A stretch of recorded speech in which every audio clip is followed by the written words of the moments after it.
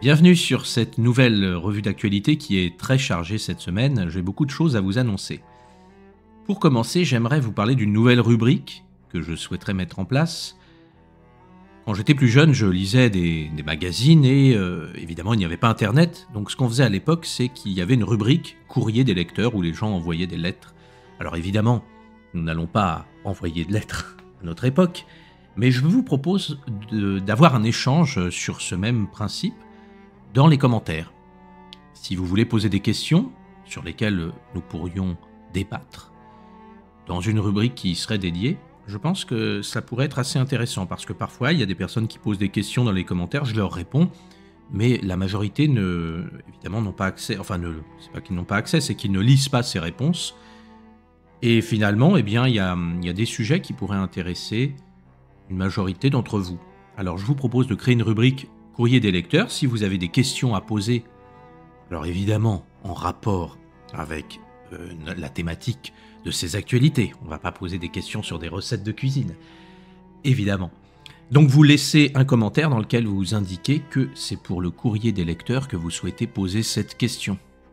Voilà, pour la prochaine fois, je verrai vos questions et donc je construirai une rubrique en adéquation. Nous allons commencer par une actualité qui est abominable, j'ai pas d'autre mot.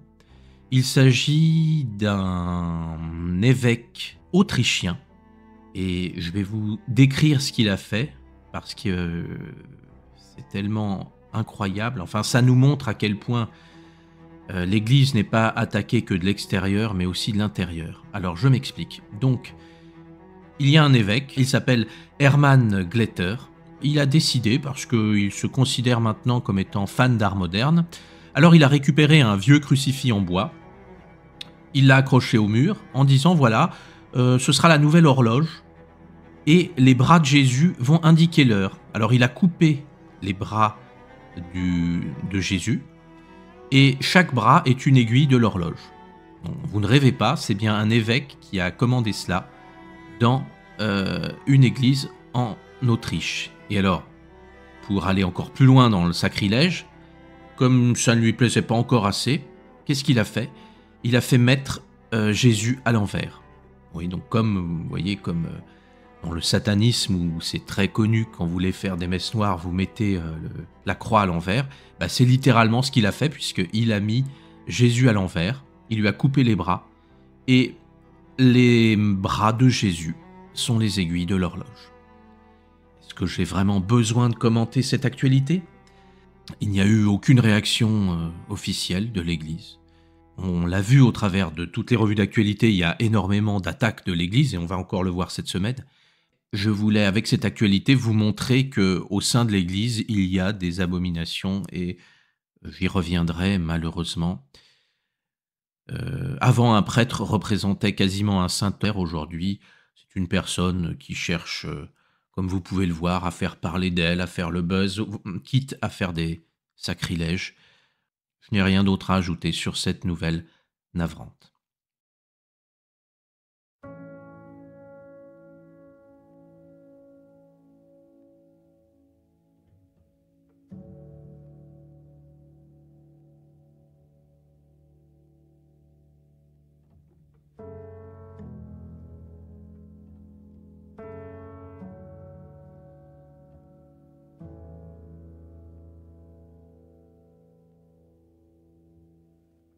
Autre nouvelle, l'église Saint-Eustache à Paris a été vandalisée.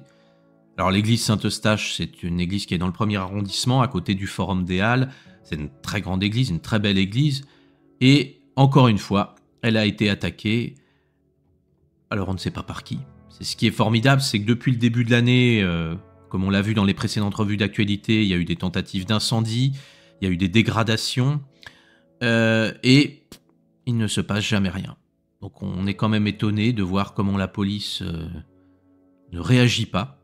Moi je trouve ça formidable. Quelqu'un est capable dans la capitale d'une des plus grandes puissances mondiales de venir incendier des églises sans aucun problème.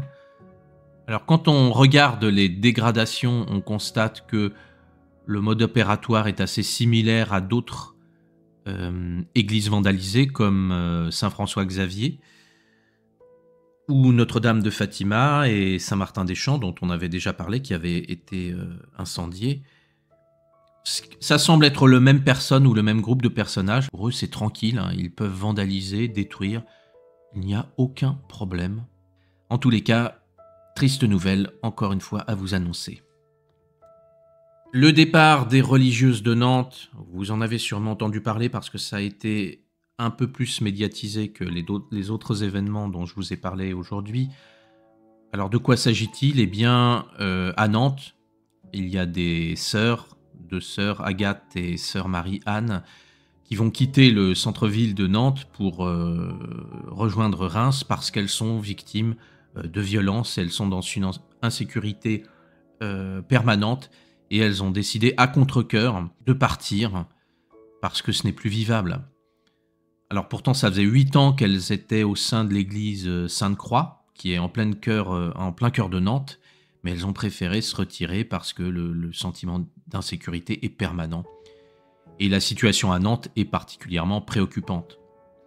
C'est tout de même extrêmement triste de voir ces deux religieuses qui sont obligées de partir de cette ville de Nantes.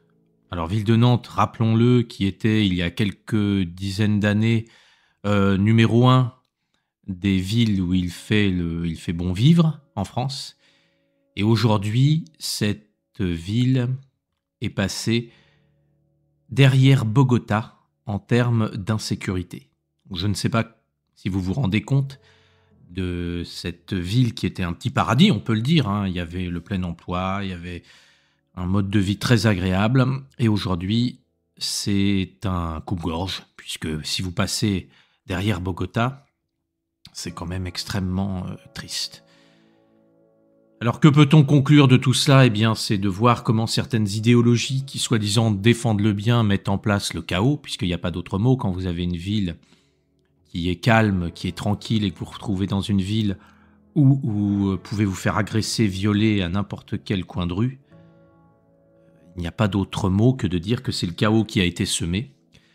Le plus étonnant, enfin, est-ce vraiment étonnant, c'est que les élus de cette ville disent qu'ils ne voient aucun problème, qu'il n'y a pas du tout de problème dans la ville. Alors voilà ce que dit l'article du Figaro, je vous le lis parce que je trouve que c'est très bien résumé.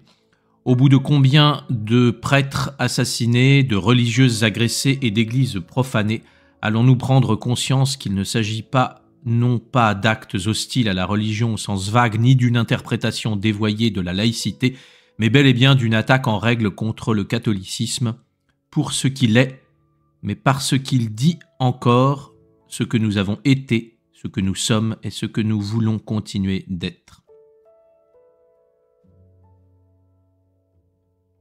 Une autre nouvelle très symptomatique, ça se déroule à Laval, près de Laval, donc en Mayenne, où une église va être complètement détruite.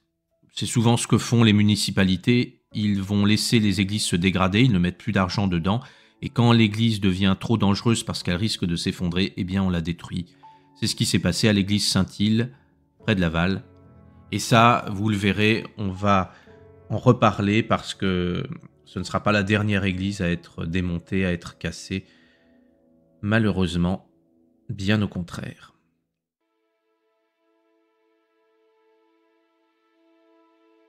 Alors, nous allons terminer par une nouvelle un peu plus positive, puisque je vais vous reparler de l'université d'Asbury, où il y avait eu de ferventes prières. J'en avais parlé la semaine dernière. Et donc il faut savoir que cet événement s'est terminé. Comme je l'avais annoncé la semaine dernière, il était impossible d'un point de vue logistique que l'université puisse permettre de continuer cet événement. Donc il s'est arrêté.